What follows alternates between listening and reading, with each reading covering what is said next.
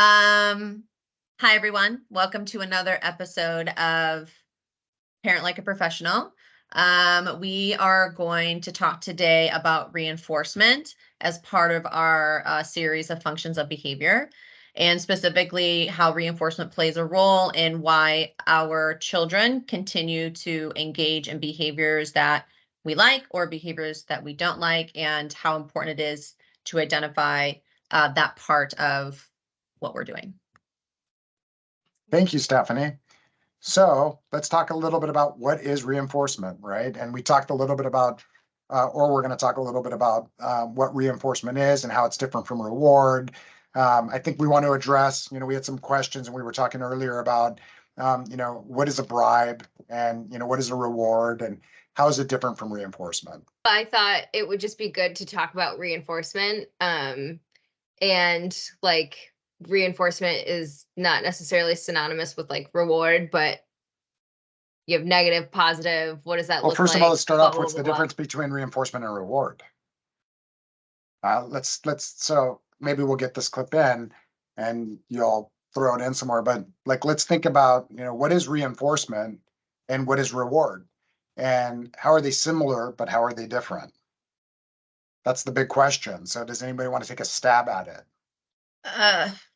Well, I mean, reinforcement, if used correctly, it results in an increase in a behavior occurring more in the future. It's not about you. Reinforcement is reinforcement.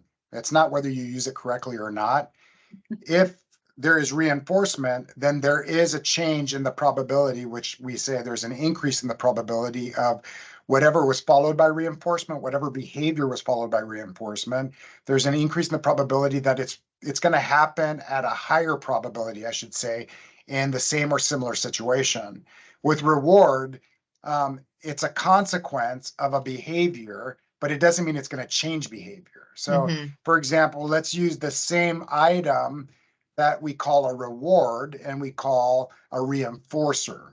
So let's say I give an individual a piece of chocolate or a toy, we'll say like a little toy, as a reward because they finished their worksheet. If we don't see in the future that when provided a worksheet, they complete the whole worksheet on task, then it's just a reward. It didn't change behavior. But if we find that the individual struggled in the past, and all of a sudden we follow this with this little toy or a little toy, and we find that they're now finishing their worksheets on task, then we could argue that that little toy functioned as a reinforcer, or we're observing reinforcement. So the big difference is their outcomes are different. How they're similar is they both follow behavior. One, there's no change in behavior. The other, reinforcement, we see an increase in behavior. Whether it's good behavior or bad behavior, it doesn't matter. Do you see what I'm saying? Yeah. It doesn't matter if it's something we want or we don't want as behavior. If it increases, whether it's a tantrum or whether it's on-task behavior, if it increases after we follow that behavior with something that's highly preferred, and we see an increase, it's reinforcement.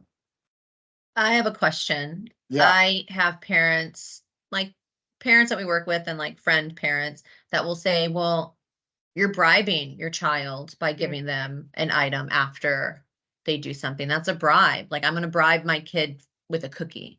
And so understanding the difference between reinforcement and a bribe, like they're two completely different things. Well, it's similar, so Stephanie, it's similar to what we just talked about when it comes to reward and reinforcement. So what is a bribe? Usually, depending on how it's presented, a bribe could be a description of a contingency. Hey, if you do this, then you get that. So if you finish your homework, you get a cookie, right? So that's an antecedent. That's happening before they finish their worksheet. But, I think of a bribe as something that is said or presented prior to that person engaging in the behavior, because we're trying to increase the probability that they're going to do this. It's an antecedent manipulation. And then once they complete the task, we give them what we told them we were going to give them. And so, first of all, if that increases the probability that they're going to complete the task or do what it is you want them to do, then it's reinforcement. If we want to call it a bribe and it's reinforcement, fair enough. But I guess the question is, what is our plan for the future? What is our long-term plan? If we're using this description of a contingency or a bribe to get the behavior we're looking for, but the plan is to not always provide that description or that bribe every time we want them to do something, and eventually we don't provide it at all, I don't think it's a problem. I think it's only a problem if we're constantly having to do that and we can't change our antecedent manipulation so that we're no longer using them, almost as if we're dependent on these antecedent manipulations or these bribes to get our children to do what we want them to do, then it can be problematic. It could also be problematic if you're presenting that contingency or that rule while the tantrum is occurring to avoid the tantrum and get out of the tantrum. Yeah. And what Dr. Meyer was explaining is it's an antecedent and it's being presented before any behavior has occurred. Yeah, and I think, again, we have to look at like what's happening over the course of time. So in your example, Marquis, let's say we use this description of a contingency or a bribe while they're throwing a tantrum. And then short term, they stop tantruming and they do what you want them to do. Now, what I would recommend is, hey, before you ask them to do what you want them to do, like give them a verbal description of the contingency as if it were a choice, because we talk about, yes and no presentations and choice presentations. And we've talked about this with sports, and we've talked about this with diet, and we've talked about this with children, teenagers, and young adults. You have a better chance of getting the outcomes you're looking for when you place something or present something in a choice format as opposed to a yes/no format. So, hey, if you do your worksheet, then you get to do A, B, and C. And we use this if and then description of a contingency. Or, hey, you can do your worksheet or you can do your spelling test. And we give them those options. And if you complete your worksheet, you get this. And if you complete your math test or spelling test, you get that. I think that's okay as long as over time you're able to just give them that instruction and they're able to follow it. And why is it important that over time they're able to do that? Is because in the real life situation, when they're in school or they're employed by their employer and they ask them to do something, it's not going to always be in a choice format and it's not going to be an option. So we want to get to a point where we're not using these verbal descriptions of contingencies and more or less giving them an instruction. So and they follow through with it within a timely manner so that they can participate in everything that's going on in their social community, not only just now, but in the future. Yeah. Thoughts?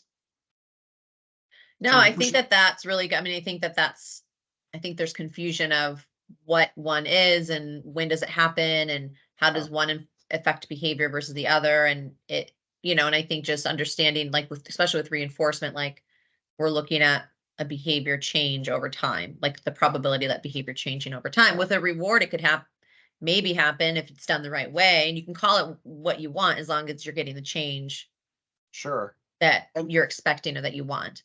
Yeah, and I think at the end, really, it's like, what is our ultimate goal? Is that if we're experiencing something with our child that we're not comfortable with, meaning that, this is inappropriate, that my son or daughter screaming when they want to get out of something or screaming when they want something, if we're trying different things and if they're working, like I said, you should continue using those strategies. But the reason why we're, getting to the molecular, and looking at the molecular perspective on this is so that we can identify those specific environmental variables, like the antecedents that we're talking about, and the consequences, so that we can manipulate them and predict what's going to happen and get the outcomes we're looking for. So, to me, whether you call it a bribe, whether you call it a reward, it doesn't make a difference to me. It's more about like what they're reliant on over the course of time. If they're going to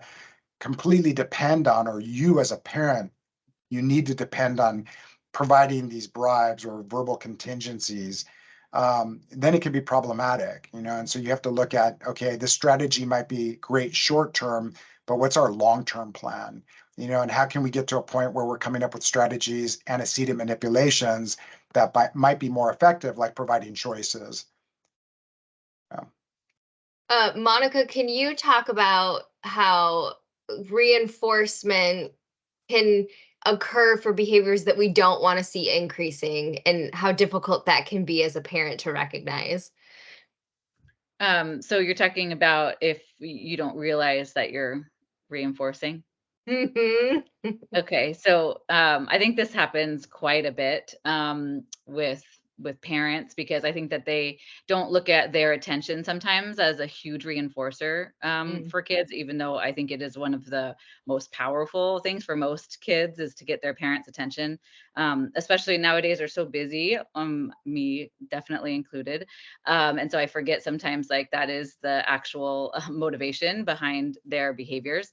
So um like an example that comes up a lot is like hitting. So like if a child is hitting a sibling and so the parents like, okay, my son is always hitting my daughter, and every time I go there, it's like I go in and I say, don't, no hit, don't, you can't hit, and I bring them out and I have them come with me and I do something with them, and then I say, but like my child's still hitting, like they never stop. Like every day they hit their sister and I can't figure out why. Those are kind of those questions that we get that we have to stop and say, okay, what happens? What is happening before the behavior? And it's like, well, they're playing together, and then I'm in the other room doing my work, and all of a sudden I hear my daughter screaming, and I go over there and I tell my son he can't do that, and I bring him over and I start playing with him and engage with him in another toy. And so I do think that's one of the things, like giving that attention is what parents don't see is maybe what is the true reinforcer of that behavior, and that's why it's continuing. Is the son really wants to engage with the mom, and they wants that one-on-one time, and he wants the mom to play. So that's one of the times that I think that reinforcement is kind of a sneaky one. It doesn't seem like it's reinforcement, but that is why it's maintaining, or could be possibly one of the reasons why it's maintaining. Yeah. Thank you, Monica. That's a great example.